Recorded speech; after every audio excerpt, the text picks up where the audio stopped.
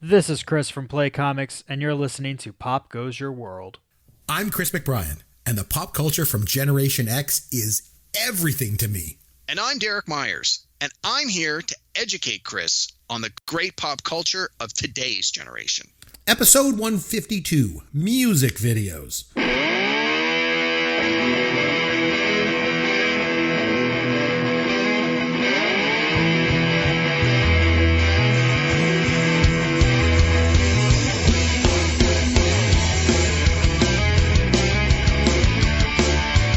Hey, I'm Chris McBrien along with Derek Myers, and this is Pop Goes Your World, the pop culture podcast for the generations. You're going to find us on Twitter at CMcBrien for me and at Amaron_DM for Derek, and popgoesyourworld.com is our website with all of our contact information.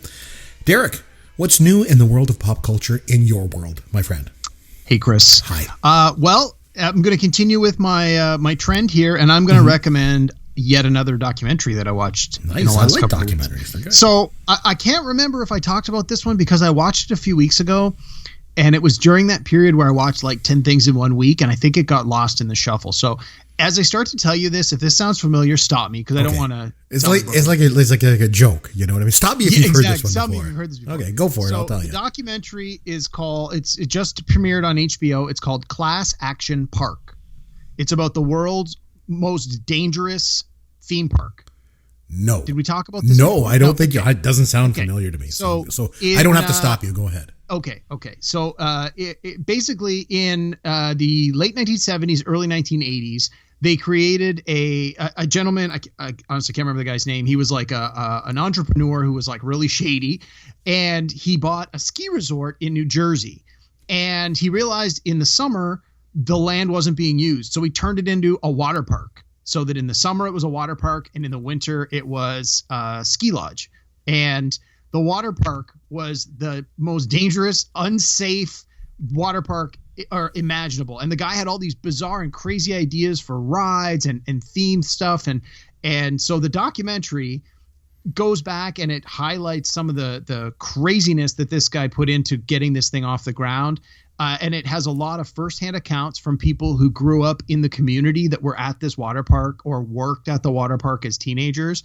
And like people literally died because the rides were unsafe. And the guy managed to skirt the law and keep the thing open because he was making so much money.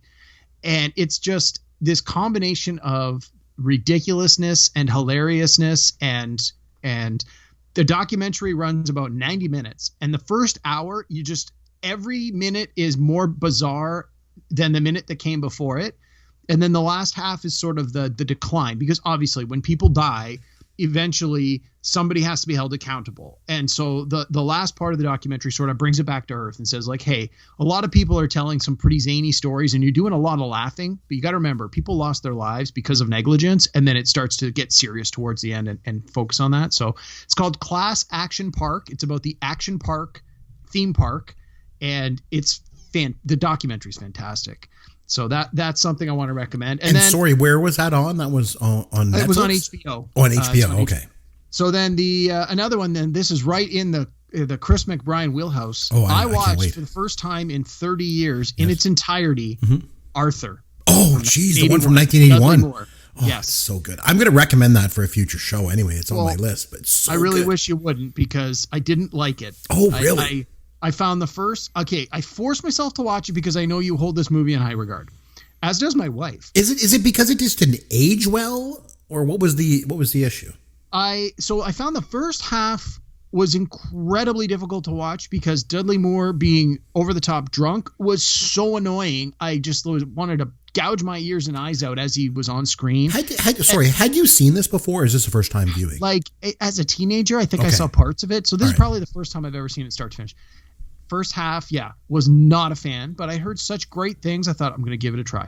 I found that the runs about 90 minutes. So the first 30 were pretty painful. The last hour, I felt it got a lot better, largely because he wasn't that fall down, stupid laughing drunk for most of that last hour.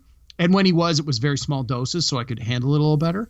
And I know that the guy who played the butler ended up winning an Oscar, which he Sir John Gielgud, he did. Yeah, posthumously. he was great. He was fantastic. Great. Yeah, so I mean, I certainly would not recommend this movie to very many people, but I can see why some of you guys enjoy it so much. But yeah, just not my cup of tea. I thought the acting in it was great. I thought Dudley Moore I thought it was the best performance of his career. Liza Minnelli, I thought was great in it. I thought it was good all the way around. The second one, I didn't like at all, because that's where his drinking affected other people. They tried to have a baby and stuff like that. That's not funny. But I mean, in the first one, I think the point was, it didn't affect anybody other than himself. And that was it was comedy tragedy kind of, but I mean, the only person that really affected was himself until he fell in love. Yeah. And it changed him. I don't know. I thought it was good. I liked it a lot, but I understand. So that's everything from pop culture for your world. What's going on in the pop culture world? It's funny, not a lot of pop culture stuff this week, but I do have one podcast thing that I wanted to mention, that after 5 seasons, 3 podcast award nominations, being featured in the Wall Street Journal and on CBC Radio 1, it was all that success. It's time for a bit of a studio revamp. So if you notice a difference in our sound quality, we've actually gone pro. So we've hit the big time, Derek. We put a little bit of money into our studio work around here and some of our recording stuff. So it sounds a little bit better. So that's what's going on in my world. It's more of a podcast thing.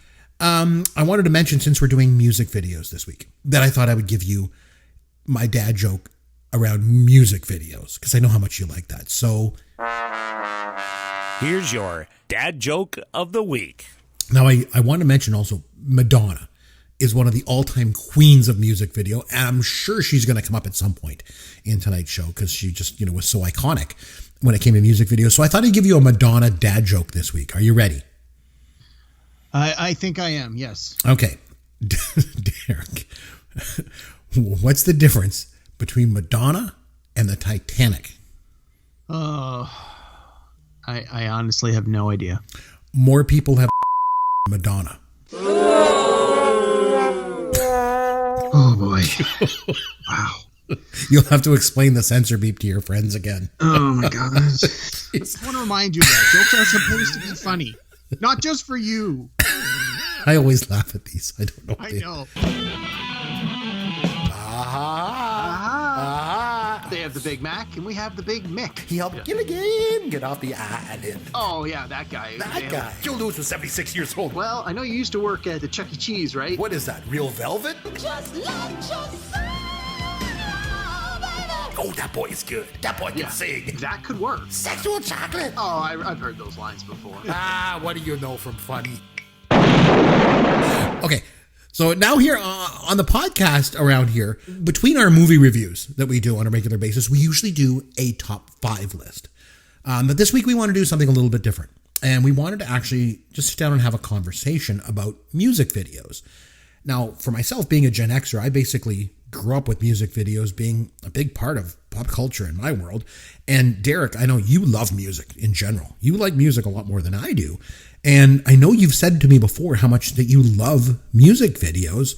So we thought it would be a really interesting topic, for this week. Now, I will say this. If you want to see a top 5 list or listen to a top 5 list that we put together of our favorite music videos, you can always go back and listen to episode 43 of this podcast. Yancey and I ran down our top 5 music videos of all time. But this week, like I mentioned, we're just going to focus on music videos in general as an art form, as a huge influence on pop culture, and just how much they've meant to us personally over the years, I'm sure as well.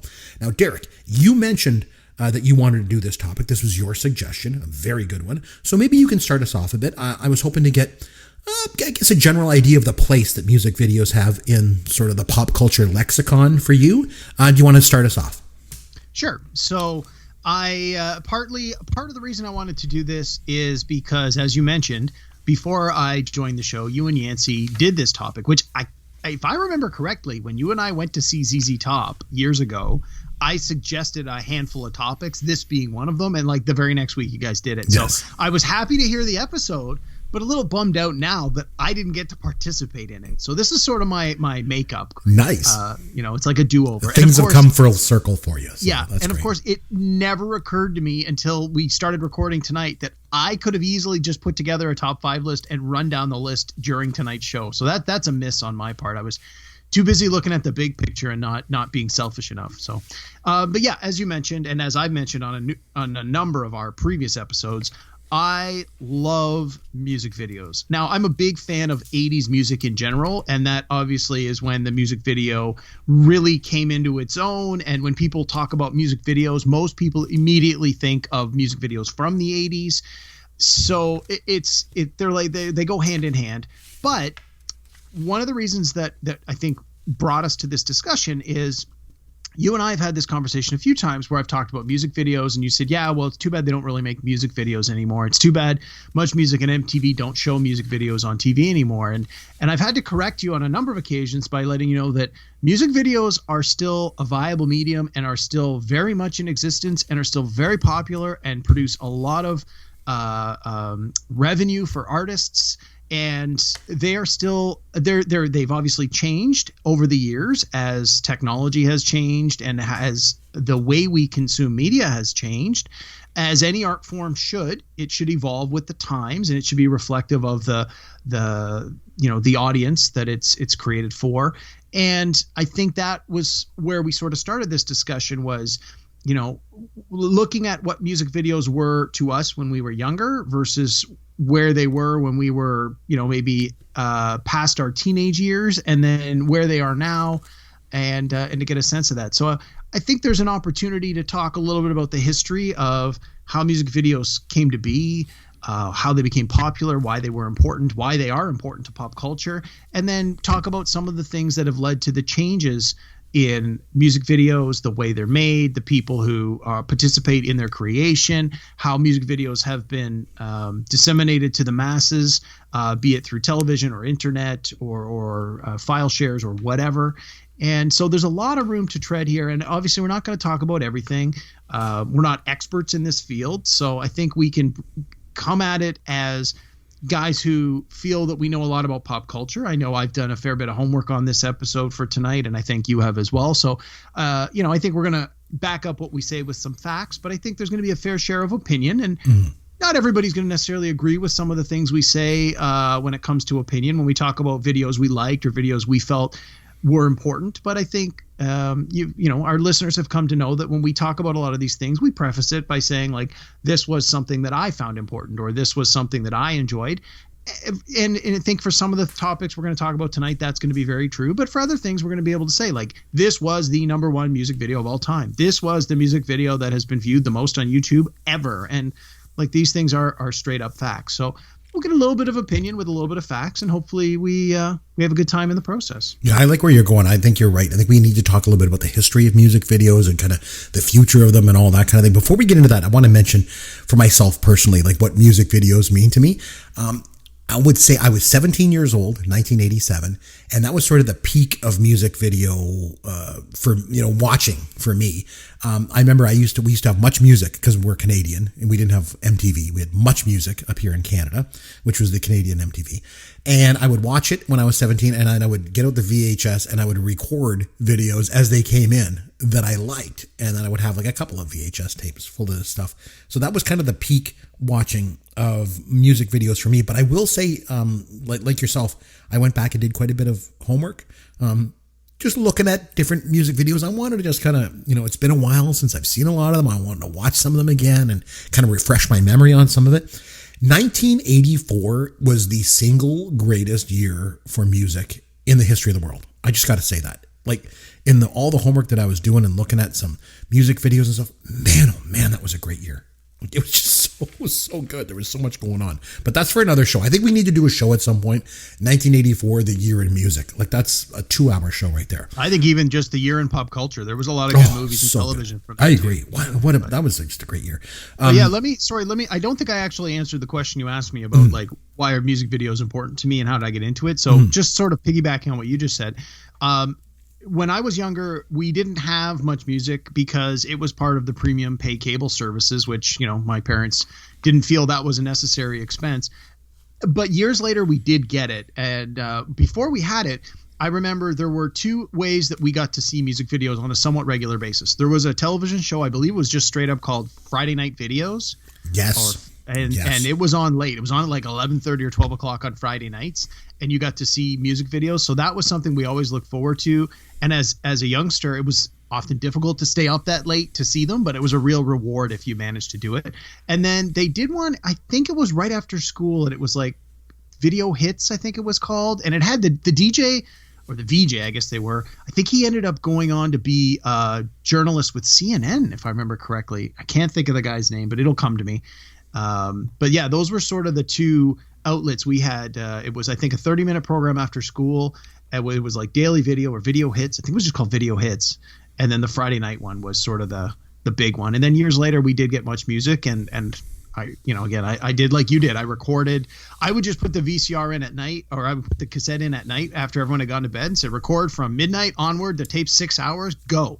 And that was it. Then I had this whole stash of music videos. It was great. Nice. And we'll circle back to that, kind of some of the TV shows and some of the ways that it was distributed, the music videos. But before we do that, I want to talk a little bit about the history of music videos, because I think people seem to think of music videos originating around the same time as MTV, but that's not the case at all. Music videos were around for years before that.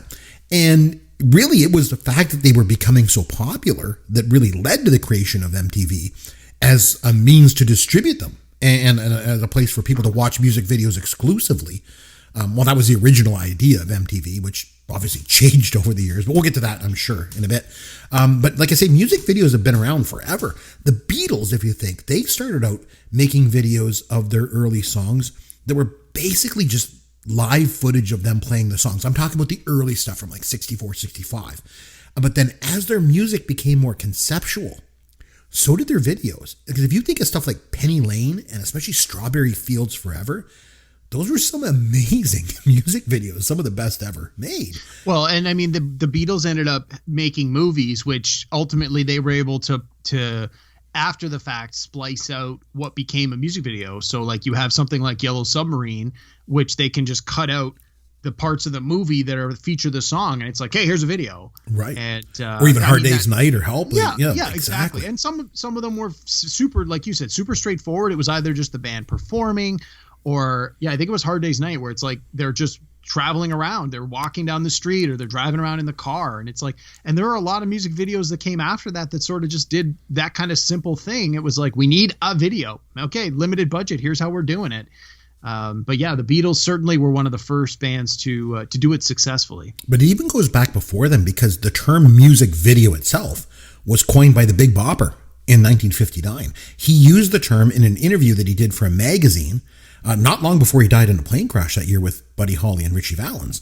Day the music died, February 3rd. But the Beatles, I think, were a huge influence on the whole idea of the music video, kind of like you mentioned in the way that they did things. They were, no question, they're the single most influential band in the history of music. So I guess it's not much of a surprise that they were at the forefront of music videos. But the Beatles weren't the only ones that were making videos back in the day either. Have you ever seen Bob Dylan's video for Subterranean Homesick Blues? I have not. It's from 1966. It's one of the first music videos. At least it's one of the ones that I always think of when I think of the beginning, of music video as an art form. It's in black and white. It's basically just Bob Dylan standing outside of a warehouse, and he's got like this. He's holding on to like this big pile of these cue cards, and they all have single words. I've seen that. Yeah, it's been ripped off. It's on many occasions. Many times. It's been used over and over. And they're playing the song, and he just flips through the cards one at a time, and some of the key lyrics.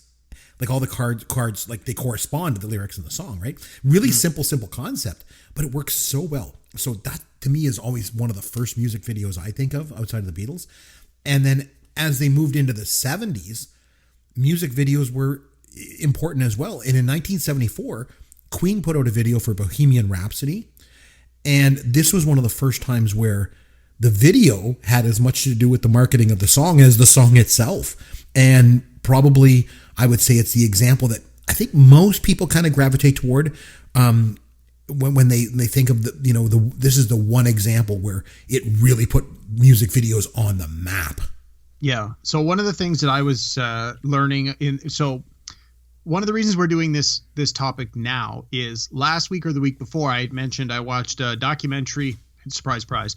Watch a documentary on the Arts and Entertainment A&E channel, biography special called "I Want My MTV." Yeah, and you mentioned that last the week. history of it.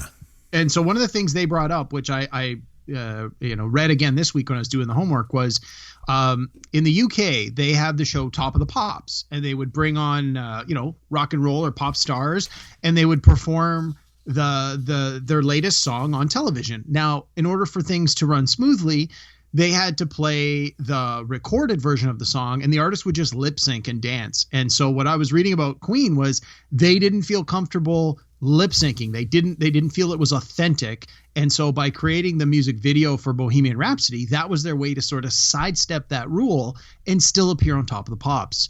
And so yeah, that's I read a lot of sites where people accredit it as Bohemian Rhapsody being the first sort of quote modern music video. And then, of course, it was re-released in the 90s when Wayne's World came out and again, hit the charts a second time, as we've talked about before when we just did our Queen episode. Absolutely. And the thing is, I want to, we'll come back to that in a second because I like the fact you mentioned Top of the Pops, because, the whole 24-hour music video on TV thing, we'll get to that in a second. But the thing is, before MTV came out in 1981, the question is like, where did people watch music videos? Now, for me personally, I remember watching them as interstitial programming. Now, when we first had the movie channel up here in Canada, between movies, they would sometimes play music videos.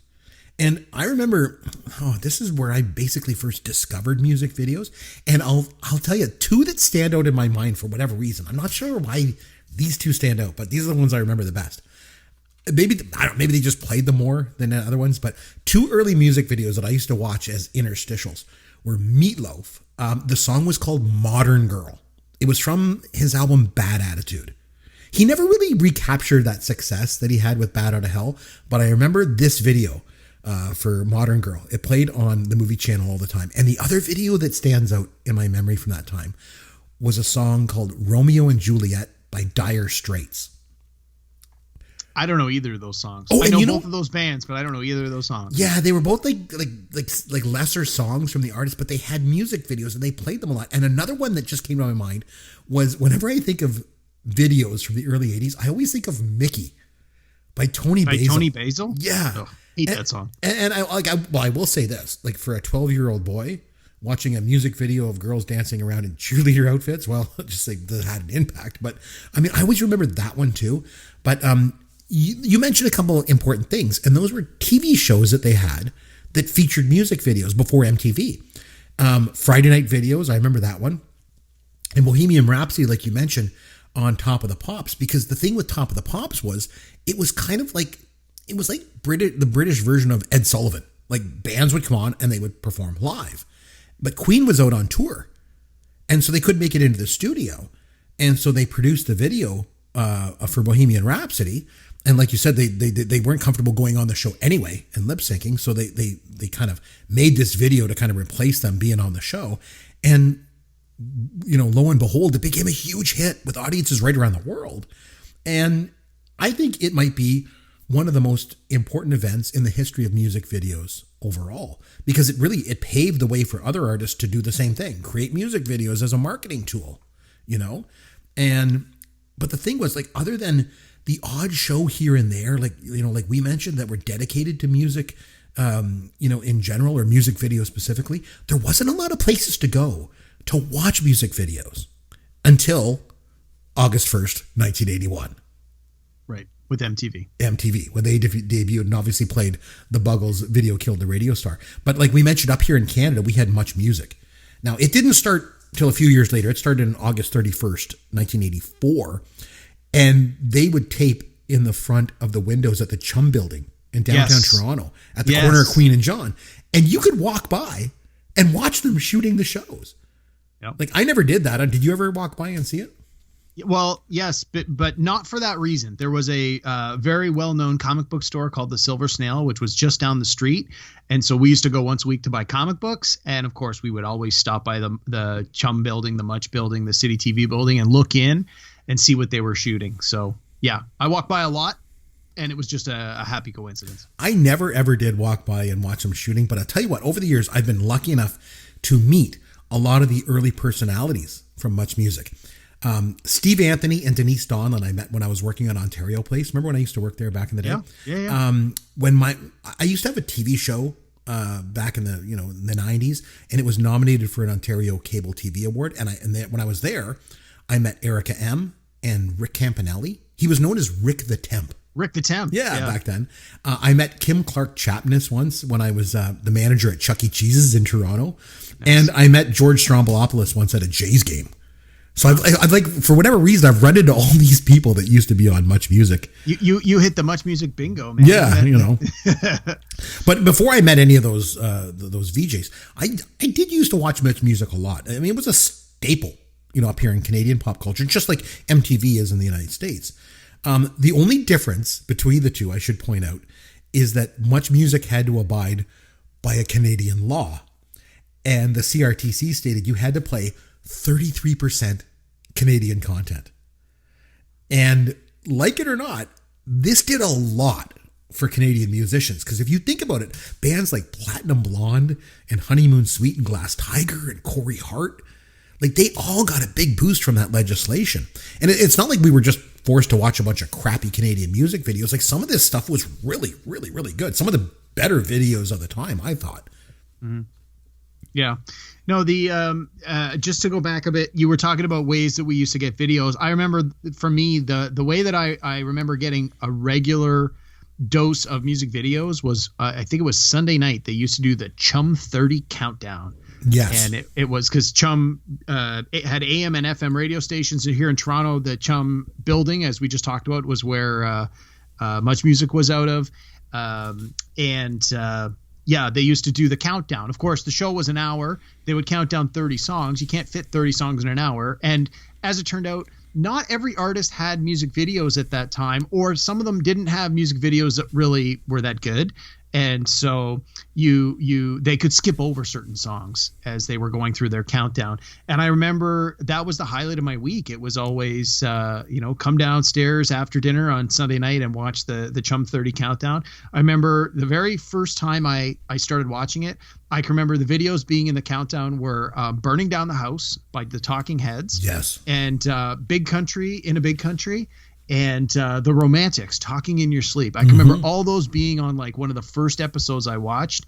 And yeah, I mean, I was already into pop music, so that was a huge hook for me. And then not long after that, Michael Jackson came along, and I'm sure we're going to talk more about him in a few minutes. Oh, of course. And yeah, that was, again, I didn't have much music, but I knew that Chum 30 eventually was going to show Michael Jackson's Thriller. So that was a game changer for me. Basically having an outlet to watch music videos 24 hours, just took the whole music videos to another level. In some cases, the videos were more popular than the songs themselves, Well, and I can remember hearing about in the States, they were talking about how once MTV was available, certain bands started to get huge upticks. And at first, the record companies couldn't figure out why. And then when they did a little bit of investigation, they realized this artist has a video on MTV. And because there were so few videos in rotation, you would get these artists over and over and over again. And so kids watching the video channel would be exposed to this same song hundreds of times over a week. And I can remember one interview where they said it was as clear cut as if you lived in this side of if you lived on this side of the street where you could get MTV and you had MTV, those kids were into certain music. And on the other side of the street where the cable provider didn't provide MTV, those kids didn't have access to it, so they weren't into that kind of music. And so yeah, in the 80s when MTV became huge, certain artists that had either the foresight or the good fortune to have some videos saw huge boosts in their career. And then a few artists came along, well, a lot of artists came along that understood the value of this medium and jumped on board and were amazingly successful. And, we should probably move on and talk about some of that real soon. Well, yeah, I mean, it's important to understand just the influence that music videos had even on mainstream culture. I mean, there's an old saying that says art imitates life. And there's been a few times where music videos have just had a huge influence on mainstream culture. But the example that always comes to my mind was 1981 with Olivia Newton-John when she did her video of Physical. Yeah. It basically ushered in an entire wave of workout videos, and it transformed this sort of lazy demographic of the 1970s people into suddenly fitness crazed population that they became. And it was all about getting into shape. Like, it was just incredible how the influence that video had on just transforming, the general population. It was incredible. But that led right into what I believe is the most important decade when it comes to music videos, and that was the 1980s. Of course. No decade was more as we've influenced by music videos in the 80s, right? Yeah. So, I mean, you had, again, some of this, if I got from that documentary I just watched last week. So they said at the beginning of MTV, there were only a handful of artists had videos, and a lot of artists that didn't have quote unquote official videos had a lot of concert footage that they could very easily turn into music videos. So they said Rod Stewart was a good example of that, where as soon as MTV started to take off, the people that represented Rod Stewart said, hey, we have tons of concert footage. And they put together 6 or 8 videos of his biggest hits. And suddenly Rod Stewart was in heavy rotation on MTV and saw a huge rise in his record sales. And then, not long after that, you see artists like Pat Benatar, who was, trivia question, was the second artist played on MTV. Yep. And, again, she's a talented artist. She's pretty. She had a unique look. And suddenly, boom, it's a trendsetter because her videos are being shown over and over and over. And then not long after that, you get bands like Duran Duran. It's like, here's 5 young, good-looking guys. They're talented. They can sing. They can play their own instruments. They've got a sense of style, or they've got enough intelligence to work with people who have those things. And you get things like the Rio video and the Hungry Like the Wolf video and the Planet Earth video, where it's like, as they put out, I believe it was their second album, their record company had enough foresight to say, here's a budget, go to, I think they went to Sri Lanka, if I remember correctly. And they're like, record a bunch of videos. And so they basically got to go on vacation and they shot these videos. And this is not to say they're the world's greatest videos by any stretch of the imagination, but they had a visual style. And suddenly you had a visual to go along with the audio of the music. And that became a huge thing in the 80s, right? 80s is all about substance. It's all about style over substance. It's all about, what is the thing, Billy Crystal? It's better to look good than to feel good. Yeah. And honey, you look marvelous. It's like, that Duran Duran embodied that. So many artists in the 80s did that. It was like your look was almost more important than your sound. But if you didn't have a look, that could hurt your sound. Like someone, we were just talking about Arthur, is a great example. Christopher Cross, he sang the theme song from Arthur. Yes. Huge hit. And his career was killed by MTV because he has a face for radio. I mean, I'm sure he's a nice guy and he's clearly talented and his voice is fantastic, but he doesn't look like Duran Duran, and that killed his career. Whereas you get Duran Duran and you get Culture Club and you get Madonna and you get people who look good on video, understand how to manipulate the visual medium in such a way to really create a unique look, and bang, they're superstars. They're super duper mega stars. And then Michael Jackson just took it to a whole new level. I understand that I'm a little bit biased this way as a Gen Xer, but the 1980s as a decade were the best ever for music in general. But that being said, this was also the heyday for music videos. And for me, some of them stood out more than others. I believe some of the most influential videos of all time came out of this decade. I'm glad you mentioned Duran Duran, because that was one for me, was Hungry Like the Wolf. When they came out with this in 82, they weren't even hardly known at all in the United States until this video came out. And then overnight, they were suddenly superstars. And this video was influential because it showed that if you had a popular music video, this could make or break you as an artist. Yeah, absolutely. And I mean, it didn't hurt that Raiders of the Lost Ark had just come out, and they've fully admitted, they're like, we saw Raiders of the Lost Ark. It was a huge hit. We're like, we want to do something like that for our video. And so if you watch the video knowing Raiders of the Lost Ark, you could totally see where they're like, yep, that was influenced by Raiders. That was influenced by Raiders. It's exactly that. It was. And there was a TV show right around that time called Bring 'Em Back Alive that was the same kind of thing as this video and a Raiders.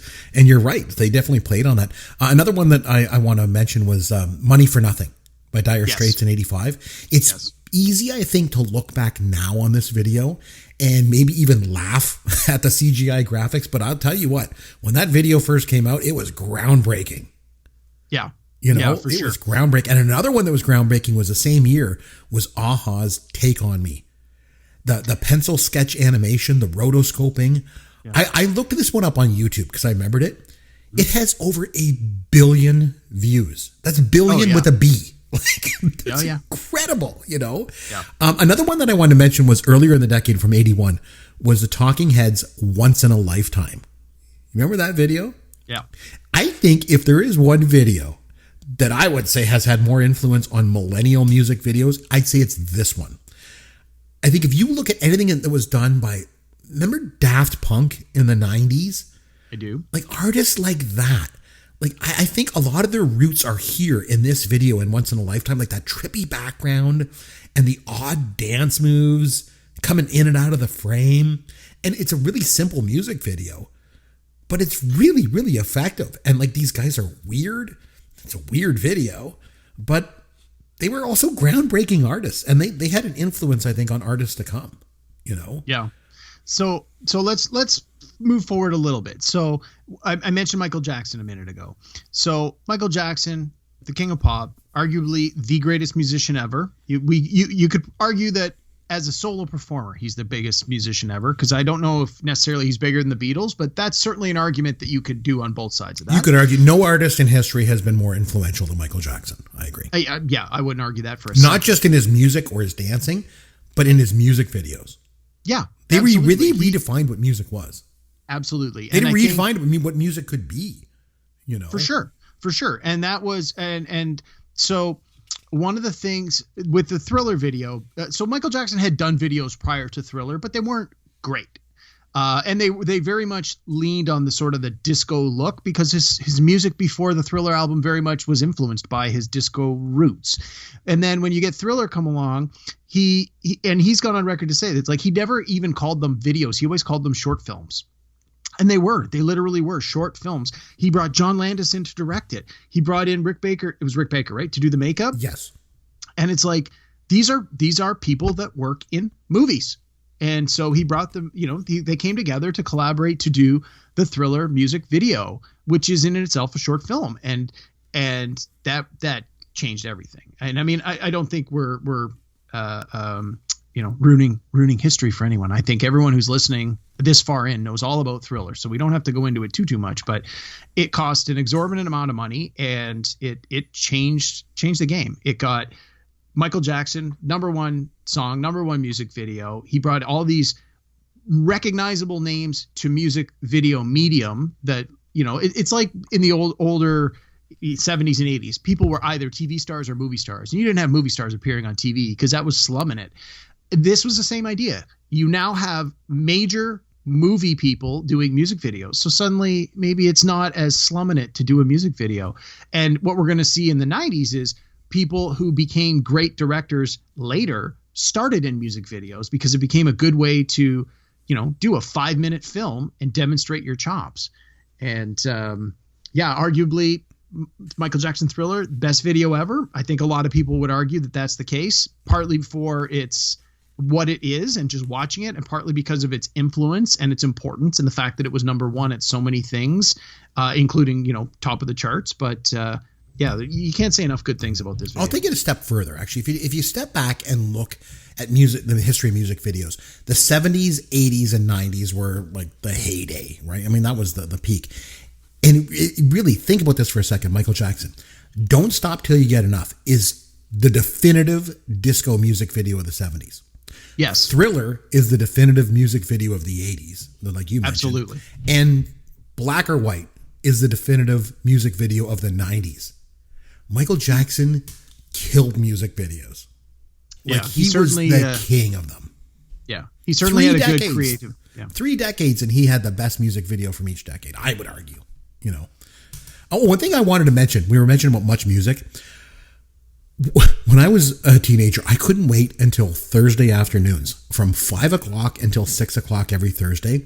There was a show called The Power Hour. The Pepsi Power Hour. Now, when I was a teenager, I gotta admit, I really liked heavy metal and hard rock. Like I was a rocker.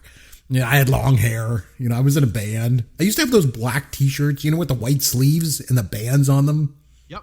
I was in a metal. Oh man, I was like a metalhead. But anyway, on Thursdays I would watch. When you were skinny and had long hair. Exactly. Back in the day when I had hair and I didn't weigh as much. But I used to watch the Power Hour every Thursday afternoon, and it was hosted by J.D. Roberts. And he later changed his name to John Roberts, and now he's on Fox News. Oh, what a change. You go from being a VJ on Canadian music station to shilling for the right wing. But anyway, Power Hour would feature music videos from heavy metal bands. And the 33% Canadian content rules were in place still. So they would have videos from like Lee Aaron and the Headpins and Helix. I loved it. It was awesome. I looked forward to it every week. And, as much as I like a wider array of music now, but I got to tell you, when I was a teenager, I pretty much just liked hard rock.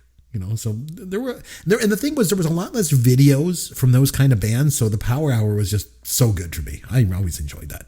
But I want to touch base on a couple of what I would call some of the best music video artists, especially I'm going to go back to the 80s, but like ZZ Top, you mentioned earlier, we went to see ZZ Top in concert. They utilized music videos very, very effectively in the 80s with their fuzzy guitars spinning around and the beards and like the way that they would, put their arms and then the car and everything. And I thought Van Halen was really good at it too. Yeah. Yeah, for sure. Think of something like Hot for Teacher. This is one of the best music videos I've ever seen. And another one that stands out to me was, of all things, Twisted Sister. Right. Their videos were great. Remember when they used to have Mark Metcalf? Is that a pledge pin on your uniform? Like, their music videos were very effective at helping to make heavy metal, more appealing to a wide stream audience. But the best, like you say, were Michael Jackson. And another one that I think, I mentioned her at the top of the show is Madonna. Of course, yeah. I was going to get to her after Michael Jackson. She was just something else in terms of music videos. Remember the whole Like a Prayer video thing that went on? Like, I remember it was in the winter of 1989. Pepsi signed this huge promotional contract with Madonna, and the video for Like a Prayer was coming out, and it was all hyped up. And then the video came out, and it was really controversial, and there was this huge backlash, mostly from religious groups in the United States. And the thing was, let's be honest, they said they were offended by the religious images in the video, like the crucifix and stuff like that. But I think we all know, even as a teenager, I knew they were up in arms because it featured Madonna kissing a black man. Yeah. And I remember at the time thinking how hypocritical the whole thing was. But Pepsi's marketing team, they're a bunch of idiots. Madonna is the most controversial artist of all time. If you think you're going to align yourself with her, and not expect any controversy, then you're doing this wrong. You know what I mean? Like, if you align yourself with her, because she's controversial, maybe because you want to come off as edgy, then at least have the balls to stand up for what you believe in. But no, instead they cut ties with her. Yeah, craziness. Like, they just let her go after that video came out. I remember. I think she still got paid, so I'm sure she didn't really care one way or the other. They let her keep the money and they just cut the deal. Yep. What's that saying? There's no such thing as bad publicity. Well, she certainly got her fair share out of that deal, and I'm sure her record sales reflected all that popularity and controversy and free advertising. So, all good. There's a couple artists. I'm not going to go into it right now because they're more recent, but there are a couple artists that are very popular right now that have taken the art of music video to a whole new level and do it better than anybody else. I'll talk about those in a little bit because it's sort of we'll wrap up with that because you could definitely contribute more to that than I can. That's for sure. So a couple. Let me just sort of. I want to move us from the 80s to the 90s, but there's a couple of things I want to just touch on before we go real quick. So, Weird Al Yankovic has been a topic of discussion on a couple of our shows. We like him. Obviously, his music is satire and parody of what is and what was popular at the time. And one of the things that I think really made Weird Al as popular as he was and keeps him as popular as he is, not only is his ability to make a great parody of very popular songs, but he would very often use parody to mimic the video as well. Again, I'm thinking the Michael Jackson ones stand out more than any of the others with Eat It and Bad, or Beat It Fat. and Bad, both parodied by Eat It and Fat, Yeah. where the video is in most cases nearly, if not exactly, shot for shot. Yeah. In many cases, he's able to get the same location, the same costumes, the same extras in many of them. Like the Bad and Fat video feature a lot of the same extras, just obviously in fat suits. And again, he's taken this idea of parody and satire to a whole new level. And I think that's what really cemented his superstardom for somebody who, is not your typical pop star, rock star. And he did this all through the 80s. He did this through the 90s. He's still working now, not nearly to the extent that he was when he was younger, but that was certainly one of the real staples of his success. Like even with Nirvana, when he did his parody of Smells Like Teen Spirit, he got the same location, he got the same extras, he got you watch those two videos and you can go on YouTube and find them where they show them side by side. His attention to detail was amazing. And again, here's someone who understood the value of a video to help push their sales as a musician. And it's great. He's so good. You can't talk about music videos without at least bringing up Weird Al. I agree. Just Michael Jackson, I just want to just double back to him for a second because I was thinking too, he really used music videos to market himself and his music better than any artist in history. Like who else could consistently put out videos that were like 8 and 9 and 10 minutes and more in length?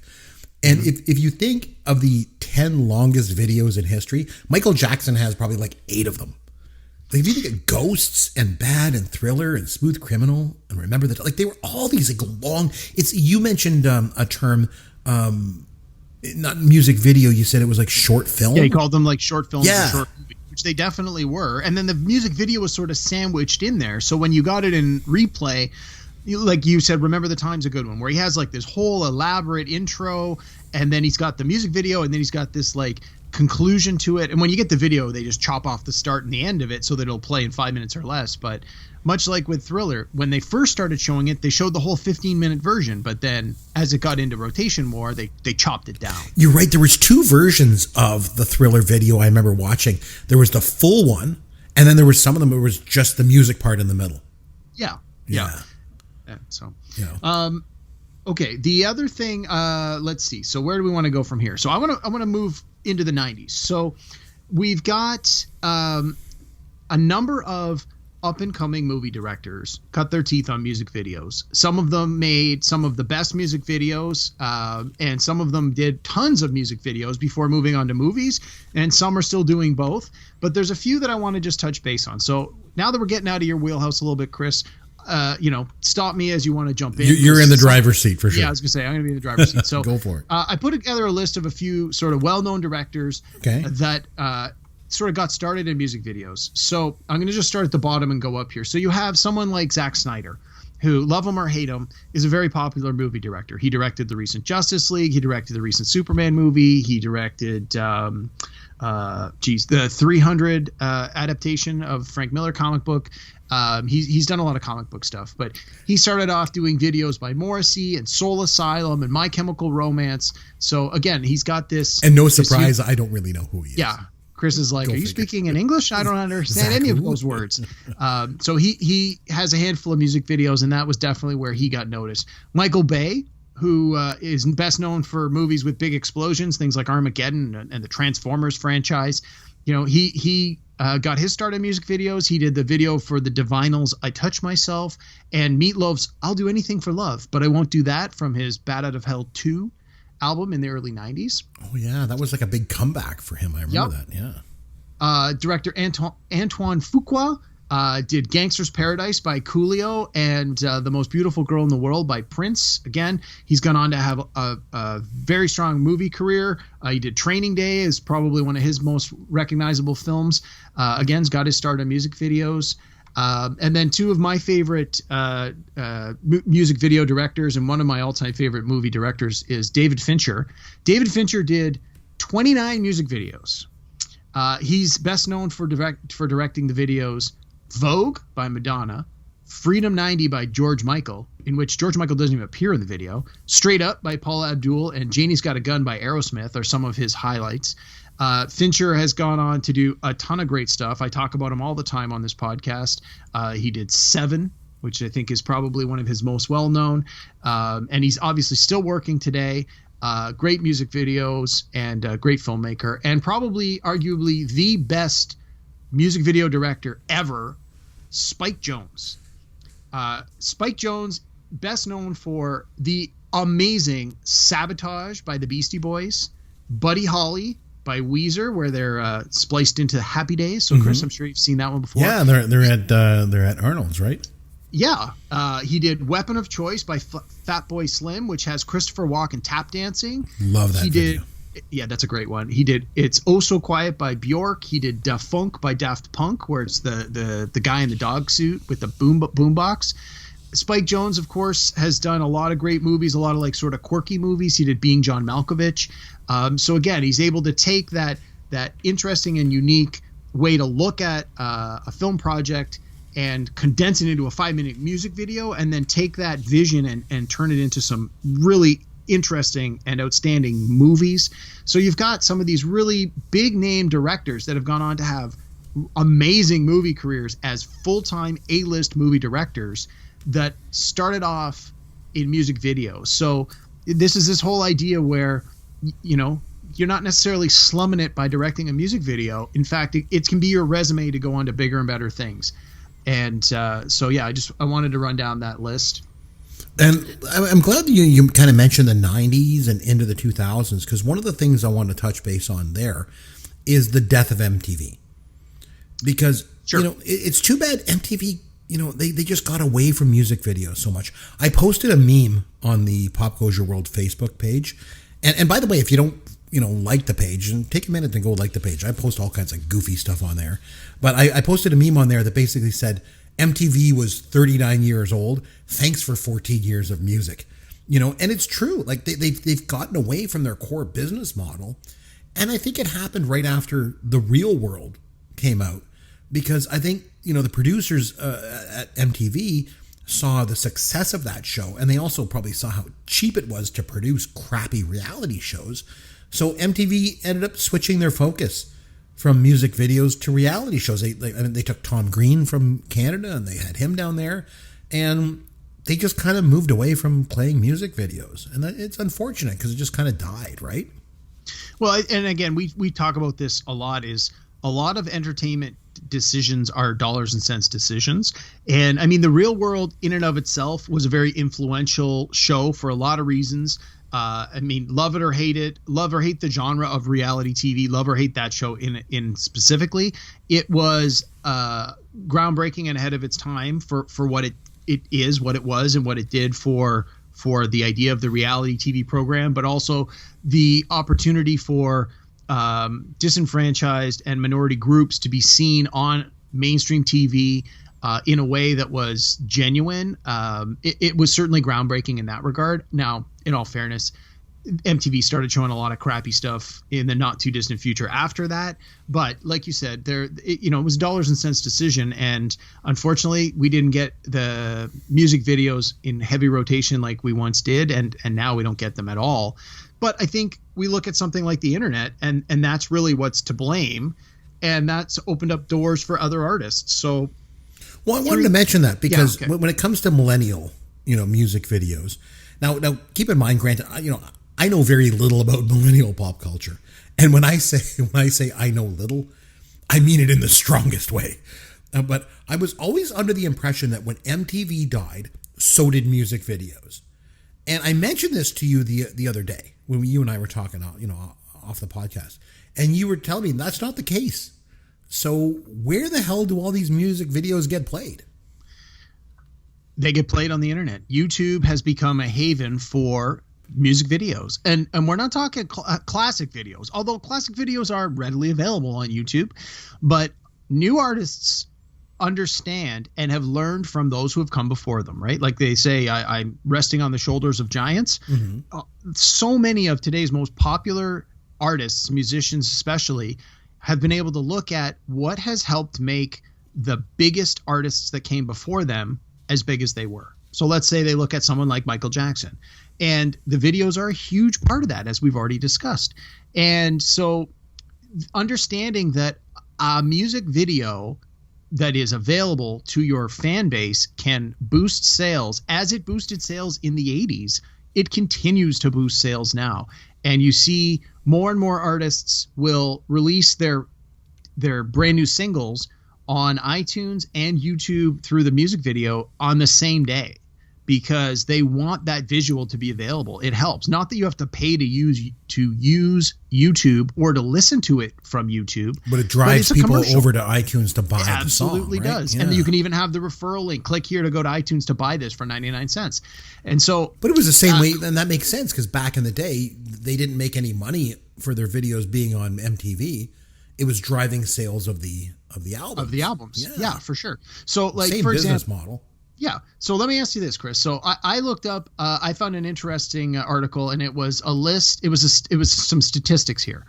At the end of last year, December 30th, 2019, so less than a year ago, but at the end of the calendar year, somebody put together the stats for the 30 most viewed music videos ever on YouTube. Okay.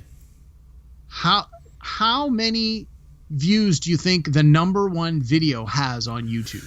Well, like I say, I was looking at a bunch of these 80s ones on YouTube, and I found Aha and Take On Me, and it had 1 billion views. So I'm going to say, I can't imagine many having more than that. So I'm going to say Aha would be number one.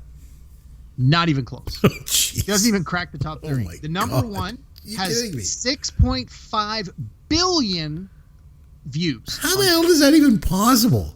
There's 7 billion people on the planet. Yeah. So everybody in remote villages, in the inner continent are like watching that. This is crazy. Yeah. So in this case, you're sort of half right. The number one song is Despacito, which is not even in English, but was a big hit in North America. But number two is Ed Sheeran, The Shape of You, from 2017 with 4.54 billion. So the top 30 list. The worst thing is I don't even know either one of those songs. Wow. Okay. So last year, Ed Sheeran was the the highest grossing music personality of the year by leaps and bounds above the next person.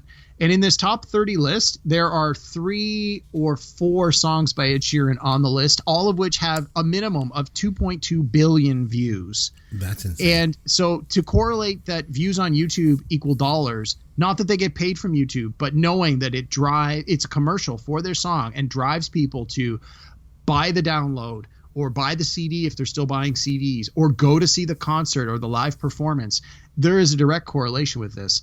And for a long time, Gangnam Style by Psy was the number one most viewed music video. It came out in 2012, and I think for like a year or two, it was the number one by a lot. It is still holding strong at number 5 on the list at 3.48, so almost 3.5 billion views since it was released in 2012. Like, these numbers are staggering. And now I got to think, and I don't know for certain, I got to think these are views where people have watched the whole thing. This isn't just I watched 10 seconds and went, okay, I get it. Like, these are complete views. So these numbers are staggering insane and outstanding. And it's all of today's top performers. It's all of today's top grossing performers. So you have like Taylor Swift is on this list 2 or 3 times. Katy Perry is on this list 2 or 3 times. Is there any like older people, like Queen must be on there?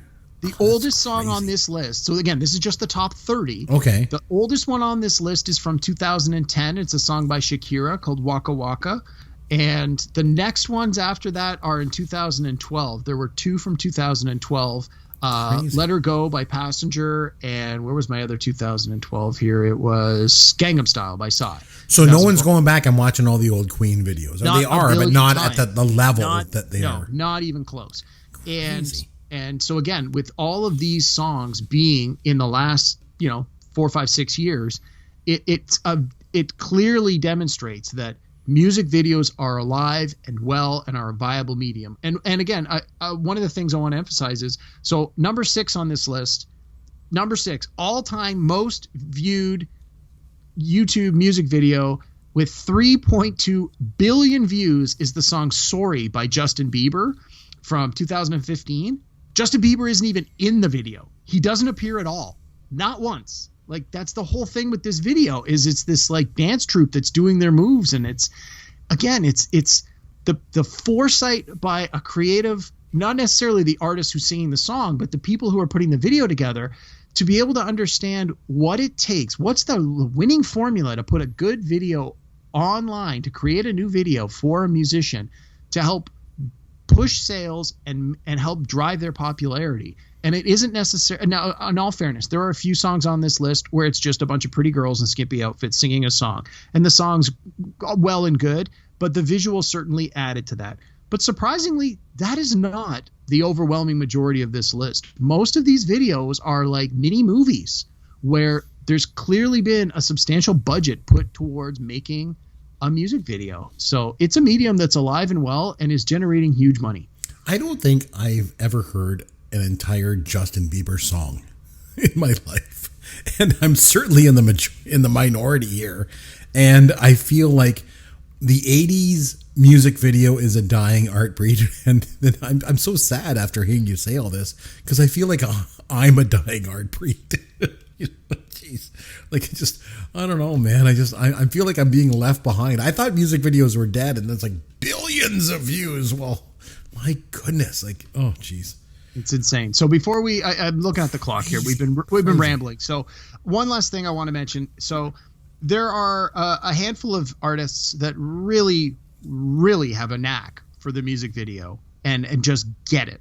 And I think that the one that is, in my mind, the absolute best right now is a band called OK Go. Have you ever heard of OK Go? I actually think I've heard of it. I've never heard any of their songs, but I've heard that name. Okay, so the song that put them on the map was because of their video. I mean, it's a great song. It's called Here It Goes Again. And the video is the four band members. They've got these treadmills set up that going in opposite directions. There's like 4 or 5 treadmills, and they do like these dance moves where it looks like they're skating on the treadmills. And they posted the video on YouTube, and the thing was a viral sensation. It was just this interesting way to self-promote. It was a super cheap video for them to produce, to shoot it. It obviously took a ton of choreography to get it right, and I'm sure they recorded hundreds of versions before they finally nailed it. But it was this simple idea of a band that was understanding the medium and hit it big. Since then, they've had a number of runaway successes based on their videos. They had a great song called I Won't Let You Down, where they're on like these little motorized unicycles, and then people all have umbrellas, and you get these shots with drones from overhead where they're opening and closing the umbrellas that are all different colors to create what really looks like a light bright style visual. They had another one called The One Moment, where there's an explosion at the beginning of the video, like it's in a studio, and they show you this explosion of color and all the rest of that, and then the thing comes up and says, this explosion took 4 seconds. We're going to slow it down for you. And then they perform the song, which is like 4 minutes long, and the whole video is the slow motion of those 4 seconds. So things are exploding in slow motion. Again, it's just this really interesting way to display a visual. And the last one I want to mention by them is called Upside Down and Inside Out, where they went on the Vomit Comet, which is the airplane that they do astronaut training, where you get zero gravity simulation for real. And they did a whole music video in zero gravity on a plane in like one long take.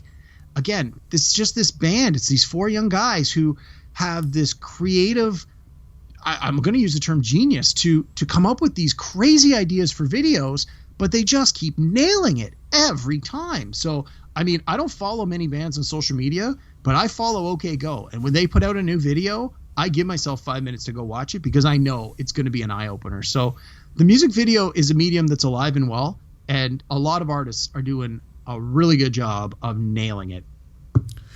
I started out this episode really enjoying myself, and I like the trip back in time to all of the old music videos, and now I just feel old.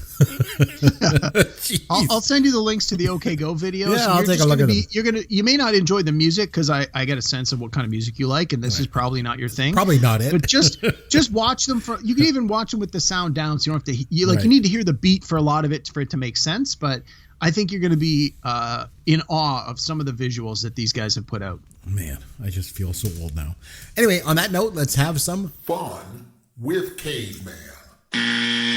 Okay, so music videos are an art form. No question about that. We made that clear tonight. And some of the music videos that have been made over the years are almost like mini movies, as we mentioned. And what mini movies would be complete without movie stars? So throughout the history of music videos, well-known actors have appeared in music videos, from time to time. So what we're going to do, Derek, is I'm going to give you the year, the artist, and the song title. I'm going to give you lots of information. All you have to do is tell me the famous actor that appeared in the music video. Oh boy, Okay?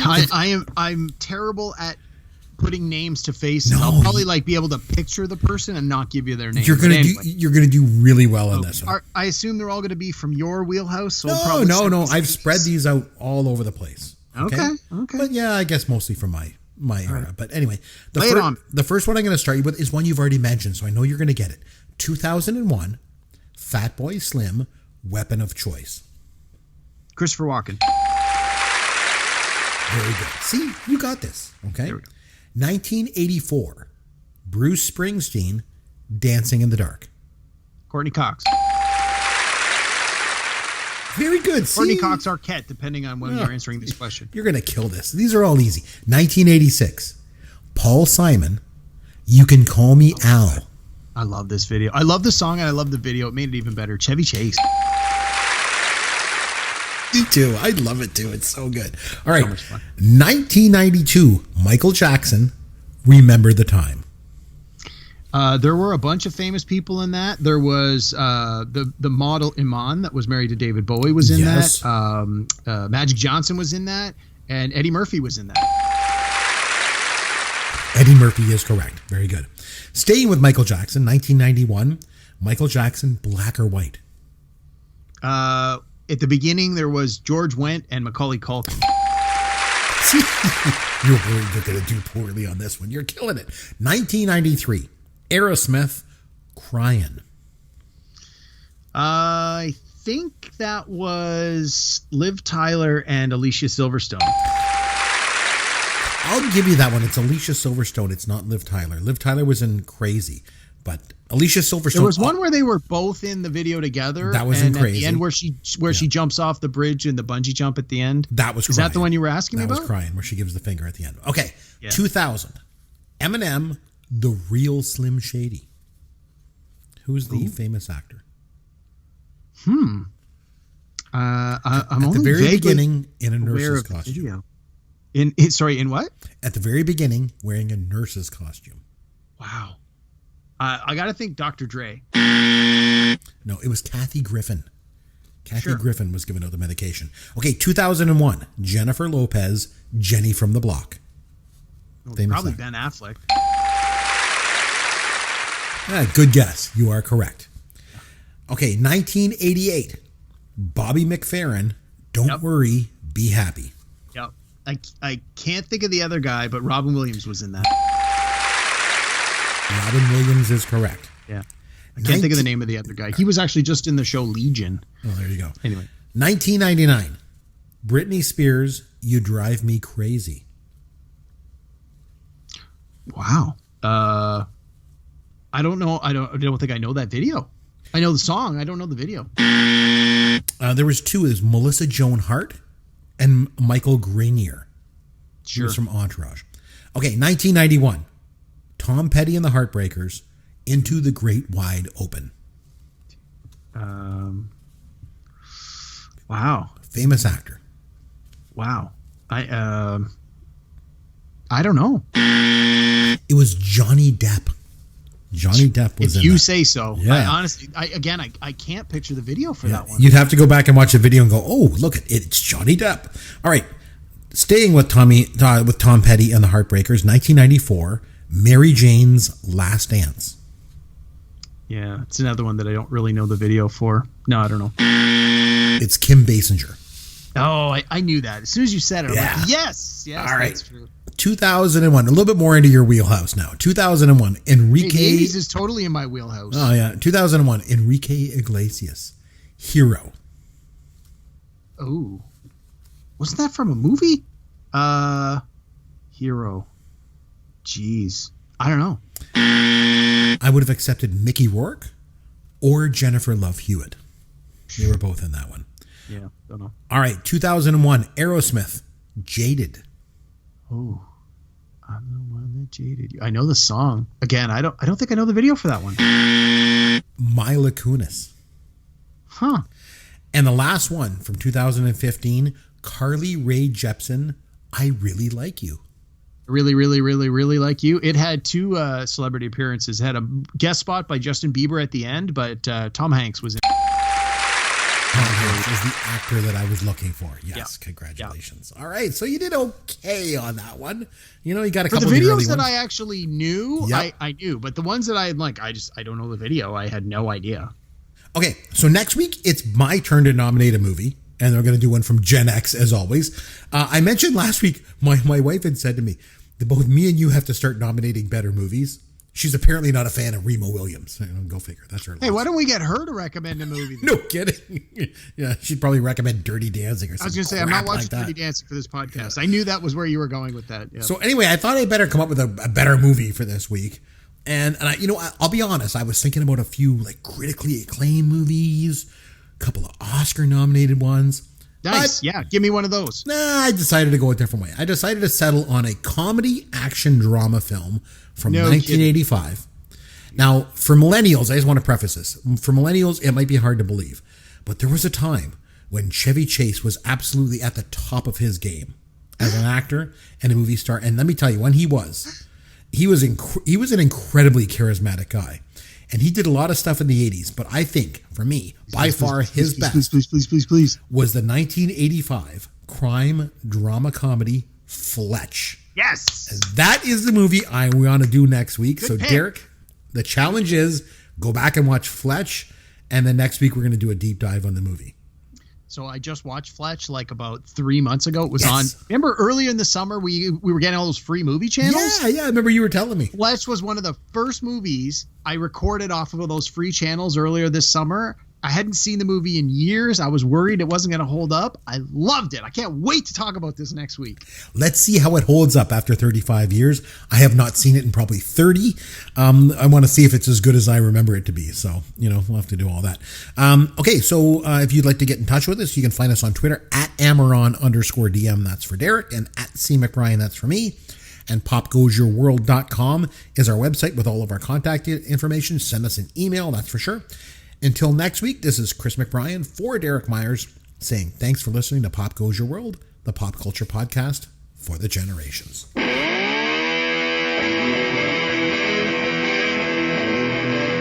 Thanks for listening to Pop Goes Your World. You can contact Chris and Derek at popgoesyourworld.com. Please take a minute and review the podcast on iTunes or wherever you download and listen to the show.